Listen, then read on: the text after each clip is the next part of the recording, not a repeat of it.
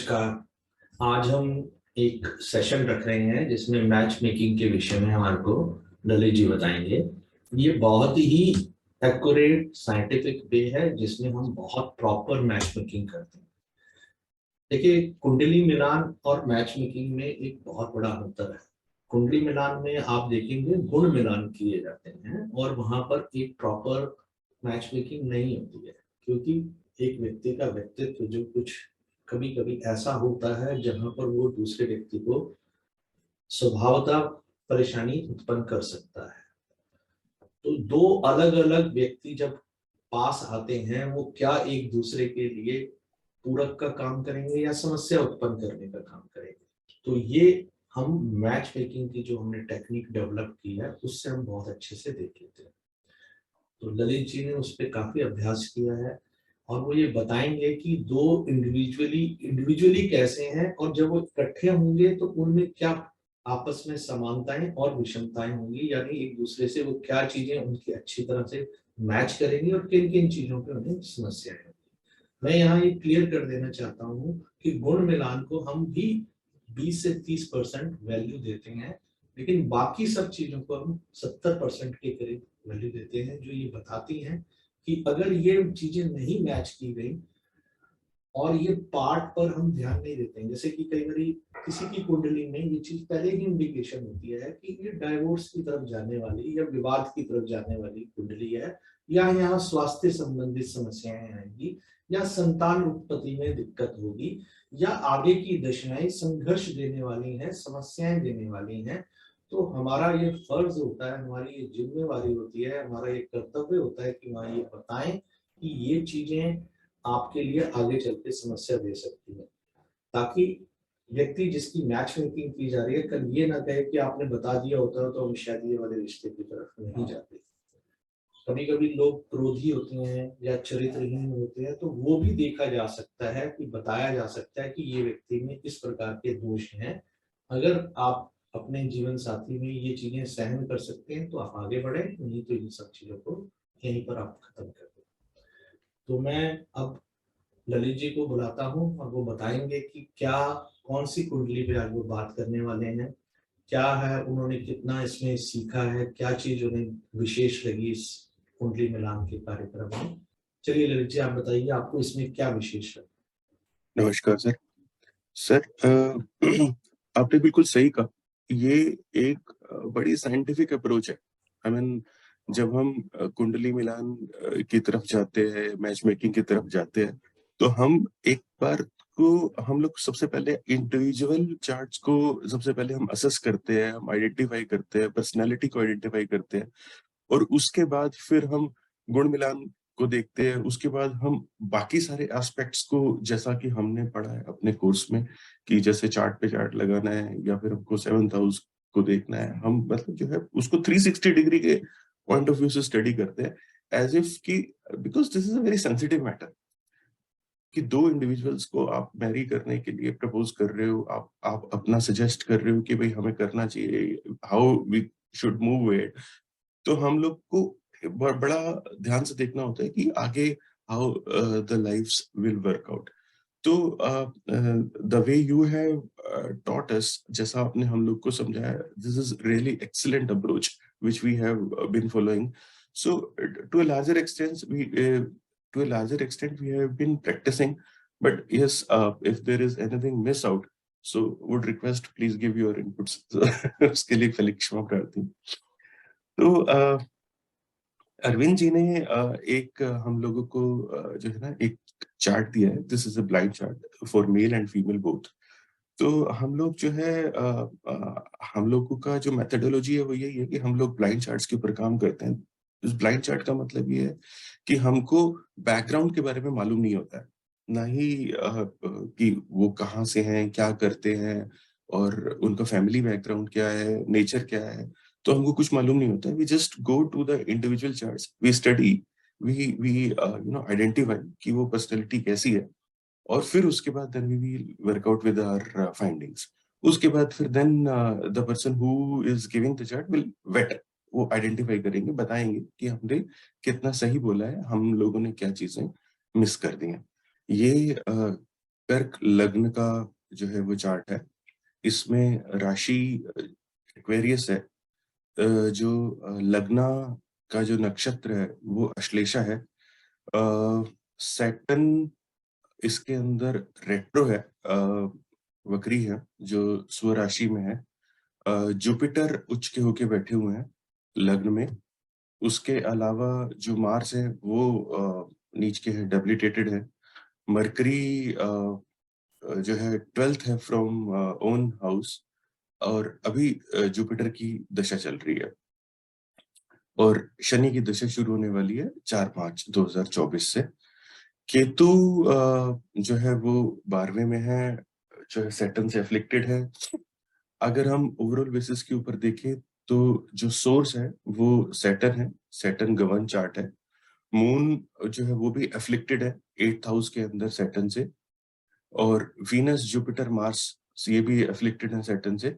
Saturn और राहु का conjunction है, जो कि अपने आप में एक जो है मुश्किल खड़ी करता है जब हम इनसिक्योरिटी, इलनेस या फिर हम लॉन्ग लाइफ डिसीजेस की बात करते हैं। सैटर्न जो है वो अभी ट्रांजिट के अंदर 7.5 का इम्पैक्ट दे रहे हैं, और सैटर्न मारक भी है। तो सर ओवरऑल बेसिस के ऊपर हम जब हम प्राइमा फेसी देखते हैं कि जुपिटर है, वीनस है, तो ये नेटिव को इंटेलिजेंट बनाते हैं, जो कि वो लोगों से आसानी से कनेक्ट हो सकते हैं, जो काइंड है, हेल्पफुल है, आर्टिस्टिक नेचर है। अ, उनके पास ऐसा कुछ एक सीक्रेट नॉलेज भी हो सकता है, जो कि डीप नॉलेज है, सीक्रेट नॉलेज है, जो मतलब सिचुएशन को अच्छे से समझे और उनको हैंडल कर पाए। लेकिन एट द सेम टाइम उनकी पर्सनैलिटी के अंदर हम लोग ऐसा भी देख सकते हैं कि कुछ मिस्ट्री इन्वॉल्व्ड है, inherent quality of not being judged. I mean वो हालांकि वो एक्टिवली जो है वो एफर्ट्स करते हैं, करते रहेंगे कि जो उनको चाहिए, जो उनको प्रूव करना है वो कर ले, पर वो जो है ना, उनके मानसिक स्थिति ऐसी है कि कहीं न कहीं एक डर बना रहता है। वो एक जो है चिंताएँ हैं जिसको वो एक्सप्रेस नहीं कर पाते। वो इंट्रोवर्ट और सीक्रेटिव काइंड ऑफ जो है वो उनका नेचर है। वो ऐसा मंगल, क्योंकि जो है वो नीच के होके लग्न में बैठे हुए हैं, तो वो एक ऐसी जो है पर्सनैलिटी के अंदर चीज़ें पैदा करते हैं जिसमें वो कांट वेट वाली सिचुएशन आ जाती है। जो मतलब जल्दबाज़ी में कुछ डिसीज़न होते हैं, to a larger extent Jupiter उसको कंट्रोल कर लेते हैं, और मंगल योगकार का भी है, but still we can find out कि कुछ इमोशनल आर्ग्यूमेंट्स सिचुएशंस रहेंगी। हालाँकि कोई सीनियर की गाइडेंस मिल सकती है जिसमें वो कंट्रोल हो जाए, but still we can find out the same in the personality. Mars के डेबिलिटेटेड होने से, अब अगर मैं जो है एज़ ए हस्बैंड बात करूँ, तो Mars itself indicate as a husband in a male chart. तो वहाँ पर जब मार्स नीचे का हो जाता है, तो वो एक कमज़ोरी दिखती है बीइंग हस्बैंड, कि वो सेल्फ सेंटर्ड है, इमोशनल है, कुछ मतलब जो है वो as a weak husband. But at the same time उनकी जो है कनेक्टिविटी और नेटवर्क जो है वो काफ़ी अच्छा रहेगा एडमिनिस्ट्रेटिव अथॉरिटीज़ के साथ, गवर्नमेंट ऑफिशियल्स के साथ।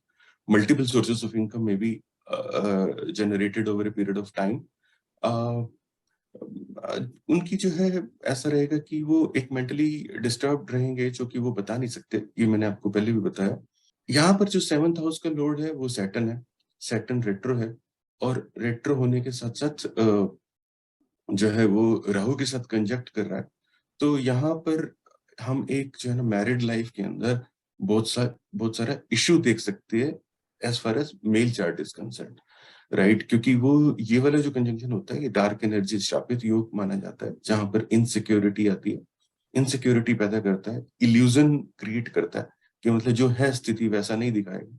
डर बना रहेगा शत्रु का, और एक यहाँ पर लाइफ लॉन्ग डिसीज़ेज़ का भी डर बना रहेगा, क्योंकि अभी सैटर्न की दशा भी शुरू होने वाली है, तो वहाँ पर भी जो है एक ध्यान रखना चाहिए। और यहाँ पर सर, क्योंकि लग्न के अंदर मार्स है, तो यहाँ पर मांगलिक भी बन जाते हैं। तो यहाँ पर हमारे को वो वाला एस्पेक्ट भी ध्यान रखना होगा कि जो है मेल चार्ट के अंदर हमारा ये सब हम आइडेंटिफाई करते हैं। मतलब as a personality we can define कि this is not a very strong chart as far as we need to identify this Saturn Rahu. Besides, everything is good, but this Saturn Rahu conjunctions make it very vulnerable. So, sir, this is how we define the male chart. So, इसकी राशि Capricorn है, लग्ना Sagittarius है, लग्ना नक्षत्र पूर्वाषाढ़ा है। Saturn जो है वो रेट्रो है मूल त्रिकोण राशि में, 7.5 जो है वो दे रहे हैं अपना ट्रांजिट के अंदर। कुल दीपक योग है, जीवात्मा योग बनता है, धर्माधिपति कर्माधिपति योग बनता है, महाप्रताप योग बनता है। एट द सेम टाइम विष योग वी कैन सी। यहाँ पर हमारे को एक चीज का ध्यान रखना होगा कि मार्स जो है वो मरकरी के आगे है। यहाँ पर हम एक थोड़ा ये भी देखते हैं कि थोड़ा वर्क प्लेस के ऊपर टेंशन है, डिले है सेटलमेंट ऑफ करियर के अंदर। हालांकि गवर्नमेंट जॉब और job relating to government like foreign diplomats or associated with foreign lands on behalf of government, that kind of job we can see. Father, we can figure out that he may be associated with the army, police, security, sports, etc. Jupiter की दशा है। यहाँ पर ये chart जो है वो काफी अच्छा चार्ट है। As far as this is a mature personality, self confident, practical, calculative, not distracted very easily, focused, noble, cheerful, favor of luck in earning. हाँ, थोड़ा एक जो हम लोग आइडेंटिफाई कर सकते हैं issues with respect to personality wherein she may consistently disturb while feeling of unknown fear. So this kind of situation which Ketu normally gives. Then there is acids which may be problem, stomach acids. So here we can say that there may be some travel which may involve while work, and delay may happen while accumulation of wealth, right? So there may be some genetic problems which we can identify over a period of time. Some hot arguments which may happen if there is a situation arises. Some non-clarity and challenges and opportunities to handle it. But somehow we can say that they came out very strongly after handling it. She may have a very religious nature and belief in God.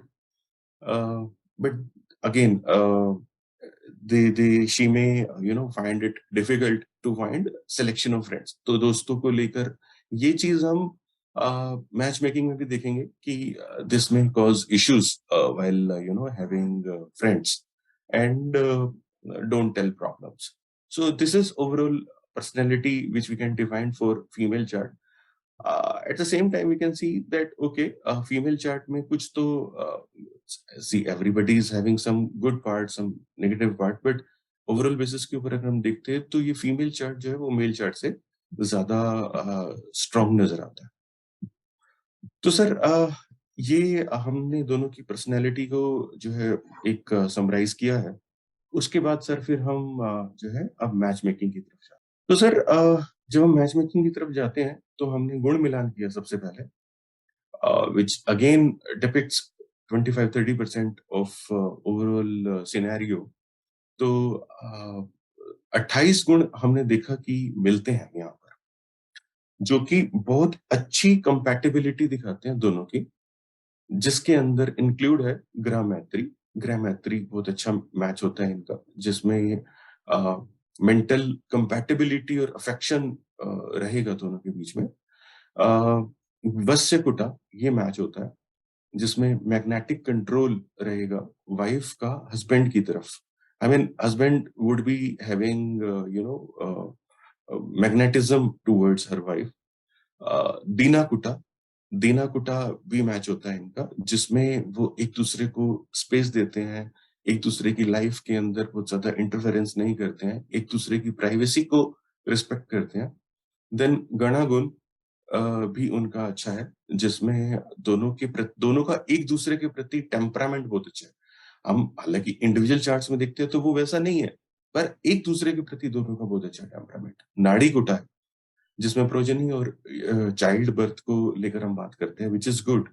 Again Rashikuta is again good, जिसमें male का जो moon है वो female के moon से आगे, which is again good when female follows male. हमारे Indian culture के अंदर हालांकि ठीक है, they are into different place, foreign settlement है, but still the cultures define somehow personalities and relation.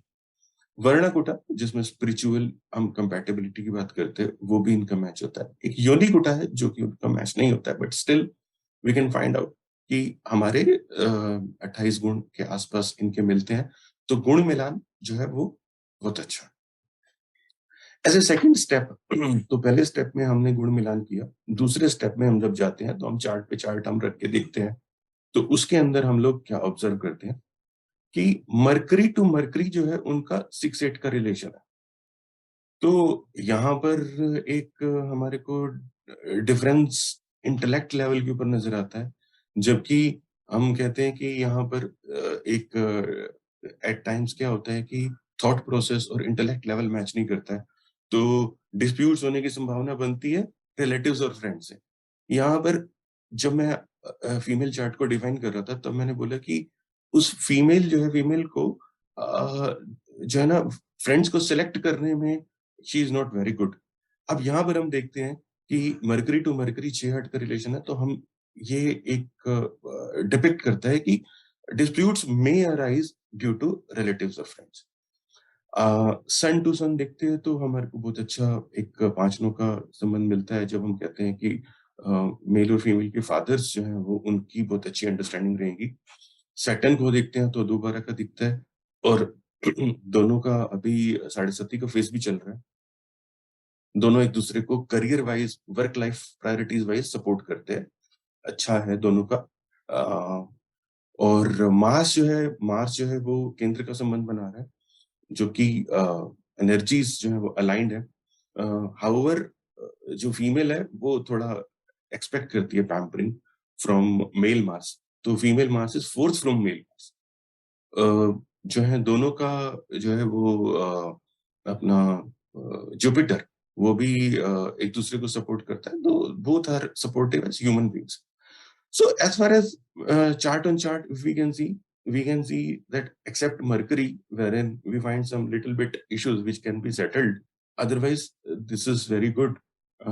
वो भी हमारे जो है वो, अब now we find out कि गुण भी मैच कर रहे हैं, चार्ट और चार्ट भी मैच कर रहा है। अब हमारे को प्रॉब्लम कहाँ है? प्रॉब्लम सिर्फ एक ही एरिया है, जहां पर मेल चार्ट में वो एक मांगलिक पोजीशन हमारे को दिखाता है।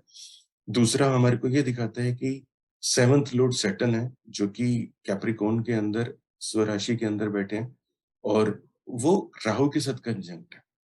ये एक बड़ा डिफिकल्ट कॉम्बिनेशन होता है, जबकि डार्क एनर्जीज एक साथ मिल जाती हैं और उनका 7th हाउस के साथ रिलेशन भी बन जाता है। तो यहाँ पर हमारे को एक प्रॉब्लम है, और स्पेशली जब 1 साल 2 साल के बाद, 2 साल के बाद जब शनि की दशा भी शुरू होने वाली है, अगर यहाँ पर मैरिज डिले होती है, मैरिज जो है अनऑर्थोडॉक्स टाइप की होती है मेल चार्ट के हिसाब से, या फिर किसी दूसरी कास्ट में होती है, या फिर मैच्योर, अपने से मैच्योर गर्ल के साथ होती है, या मैच्योर दिखने वाली गर्ल्स के साथ हो सकती है, तो हम कहते हैं कि थोड़ा सा इम्पैक्ट कम हो सकता है। अदरवाइज यहाँ पर थोड़ा प्रॉब्लम नजर आता है। Besides all positives, the sustenance would be difficult, and especially when Saturn Dasha is about to start. तो सर हमने देखा कि यहाँ पर ये जो है एक मेजर प्रॉब्लम है, जब हमारा जो है सैटर्न वक्री होकर राहु के साथ संबंध बनाता है। पर एक और बड़ी प्रॉब्लम है जो हमने अभी तक जिसके बारे में हमने बात नहीं किया है, कि जो फीमेल चार्ट और मेल चार्ट है, इन दोनों का जो संबंध है, लग्न का संबंध, ये 6 और 8 का संबंध है, which itself is a very very important to identify, which I should have discussed in very advanced stages, क्योंकि ये तो सर विजिबली हमारे को देख लेना चाहिए, प्रोबेबली आई मिस्ड इट, कि 6-8 का संबंध है दोनों के लग्न के अंदर, कि हम लोग एक तरफ हम कर्क लग्न की बात करते हैं, एक तरफ हम धनु की बात करते हैं, तो 6-8 का संबंध है, तो दोनों की पर्सनैलिटी के अंदर काफी क्लैशेस रहने वाले हैं। और जैसे कि हमने बुध की बात करी कि दोनों का जो बुध है वो भी 6-8 का संबंध बनाता है, तो वहां पर हम लोग other than disputes due to relatives, we can see that there are chances of communication gap. जहां पर हम बात करते हैं कि जब केतु साथ में रहते हैं तो वाणी, मंगल साथ में रहते हैं तो वाणी दोष भी रहता है। तो यहाँ पर हम लोग जो है एक जो डिस्प्यूट्स होने की संभावना है उसको भी हम कंसिडर करते हैं। तो अब यहाँ पर हम ओवरऑल बेसिस के ऊपर जब हम समराइज करते हैं तो हम देखते हैं कि there are certain personality clashes, there are certain tensions जो कि एक अंतहीन चिंताएं हैं जो दबी हुई हैं। जब ये एक जो है दोनों का मैच होता है तो दोनों साथ में रहते हैं तो एक दूसरे के साथ जो है वो टेंशन्स एक बन जाती है जो एक्सप्रेस नहीं कर पाते हैं। दोनों की वाणी के अंदर कुछ दोष रहते हैं।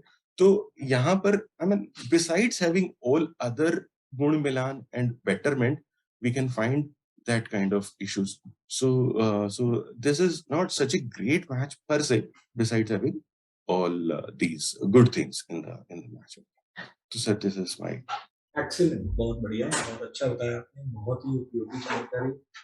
मेरा मानना है कि ये जिस तरह से साइंटिफिक वे में आपने मैच मेकिंग करके चीजें बताई हैं कि जो कुल मिलान में दिख भी रही है चीजें, वो बाद में कहीं कहाँ किस टाइप के इश्यूज क्रिएट करेंगे एक दूसरे के बीच में, किस टाइप के प्रॉब्लम्स कर सकते हैं। अगर ये दोनों व्यक्ति अपनी इन कमियों को, इस वीकनेस को कंट्रोल करना सीख लेते हैं, through meditation and through behavioural words के थ्रू जो कम्युनिकेशन होती है उसके अंदर भी थोड़ा ध्यान रखकर चलते हैं, तो ये डिस्प्यूट्स नहीं होंगे, लीगल एक्शंस की बात नहीं आएगी। Otherwise there can be possibility of a legal action which can lead to a major dispute. और मैं यहाँ एक चीज और जोड़ना चाहूंगा कि ये आपस में भी एक अच्छी ट्रेनिंग बनाने के लिए 3 से 4 वर्ष लगेंगे विवाह के बाद। अगर ये सारी चीजें ठीक भी कर लेते हैं तो उसको ठीक करने में, सीखने में, उस अनुभव आने में, अपनी चीजों को लॉजिकली समझने में इनको 3 से 4 वर्ष लग जाएंगे, जहाँ ये दोनों एक दूसरे के साथ अपनी ट्रेनिंग कर लेंगे। ये मैं यहाँ से देखकर इजीली बता सकता हूँ, कम से कम 3 से 4 वर्ष, इससे ज्यादा भी लग सकता है। तो बहुत अच्छे वीडियो के लिए साधुवाद। मैं कहूँगा सभी से कि एक बार इनकी क्लैपिंग करें जरूर।